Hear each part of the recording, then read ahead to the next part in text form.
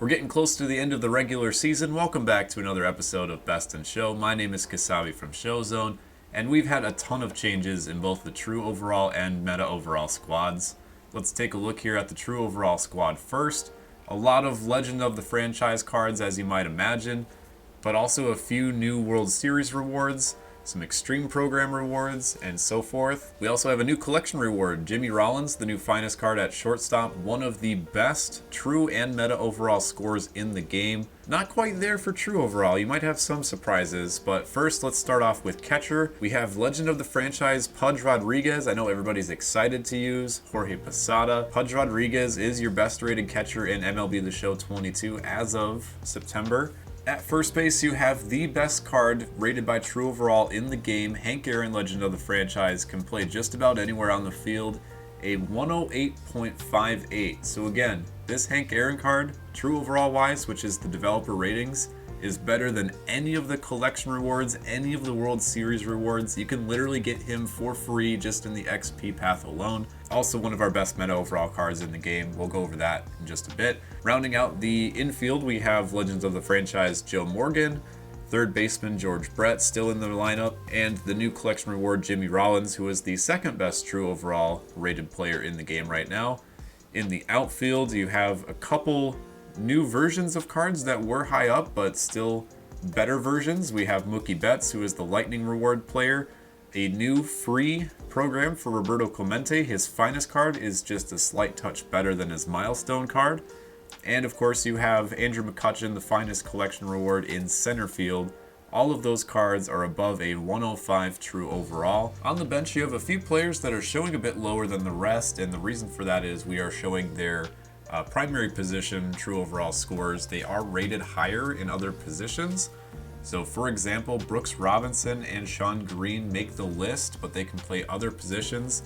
A lot of these guys have a designated right field, but some players such as Green can play first base, Robinson can play different places in the infield. So from the Legends of the Franchise program, you have Tony Gwynn, Brooks Robinson, and Sean Green.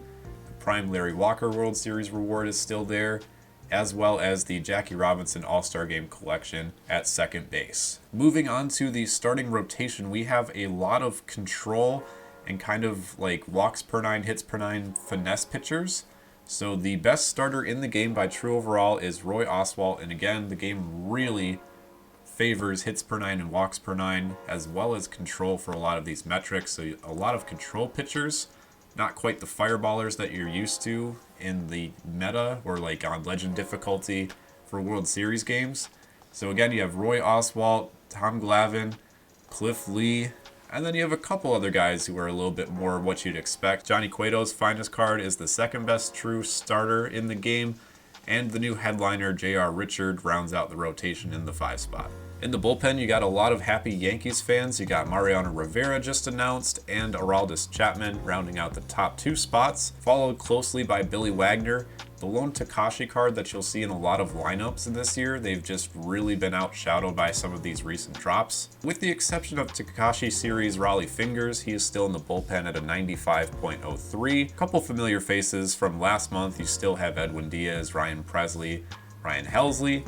And just sneaking ahead into the 8th bullpen spot is Peter Fairbanks, the new monthly rewards card from the month of August. So you look at the lineups here, and pretty much every card that you see that is not a bullpen arm is over 100 in true overall score. We kind of expected that this late in the year, and they don't rate bullpen cards quite as heavily as other cards, which is why you see those under 100. I mean, the finest Chapman and Rivera cards, you can actually see here in a moment, their meta overall scores are maybe even just a bit higher than their true overall scores, which is something you don't really see that often. But an absolutely unreal drop, and a lot of the outfielders that were dropped in this game are also heavily rated. The game just really seems to like center field, right field, and sometimes second base for a lot of their metrics, just because it is harder to find a high 99 overall type of player in those spots if you were to play something like franchise mode. Like I said though, a lot of good options in the outfield for this new program. You have Tony Gwynn, Sean Green, Steve Finley, Torrey Hunter, among others. There's plenty of cards you can choose from to fill out your outfield, especially if you haven't gotten some of those collection rewards yet, like McCutchen. And of course, Roberto Clemente free I know there's the milestone card that you could have gotten for collecting some NL type collection rewards for the live series. This one's free, you just have to play the program, do some moments, play some Pirates players, and he is an absolute stud over in right field with that arm of his. Now we move on to the meta overall squad. Again, a lot of changes from last month with the exception of maybe the bullpen. A lot of the bullpen is the same. We'll go over that last. So again, at catcher, you have Legends of the Franchise, Pudge Rodriguez, a 96.60. Following him is Jason Kendall, who is a whole 6 points behind. So we might have a few more catchers that are announced that might be closer to endgame.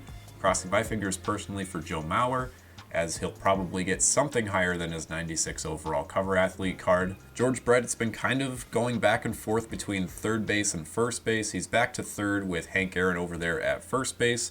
Mookie Betts is at second base. He has a lot of outfield primaries, but can also play second base, so we have him there right now. Jimmy Rollins at shortstop, of course. In the outfield, McCutchen and Clemente are probably the two mainstays. Right now, we have Larry Walker over in left field, but again, a lot of outfielders from this recent drop. You have Andre Dawson that made the bench, as well as Steve Finley and Torrey Hunter. Again, a lot of players where if you find one that you have a swing that you work well with, use it, put them in their outfield or put it on the bench. Oneil Cruz is still on the bench at shortstop. That power and speed combo, especially at the shortstop position, is just too high to ignore. But again, Jimmy Rollins, one of the best cards in the game, actually the best rated meta overall card in the game by 0.01 points.